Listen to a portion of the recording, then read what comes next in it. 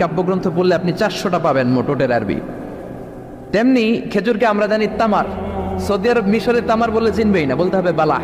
হাতি kilo Balah, 1 KG Balah দেন। Balah মানে খেজুর, তামার মানে খেজুর, রতাব মানে খেজুর। কোরআনে আছে রতাবান জানিয়া। মারিয়াম যখন সাইয়েদনা ঈসা আলাইহিস সালামকে প্রসব করলে, তার করলো কে? এই জন্য যে সমস্ত নারীরা পেটের মধ্যে বাচ্চা আছে, সন্তান সম্ভবা, তারা খেজুর খাবেন। বাচ্চারে সুস্থ রাখবে কে?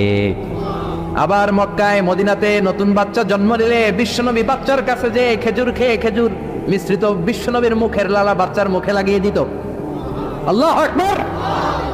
বিশ্বনবী সাহাবাদের বললেন, মান মিন্না আকসারু মুতানাওয়ালান আর রতাবা, চলো কে বেশি রতাব খেয়েছে, মানে খেজুর খেয়েছে, গুনি। গুনতে শুরু করা হলো।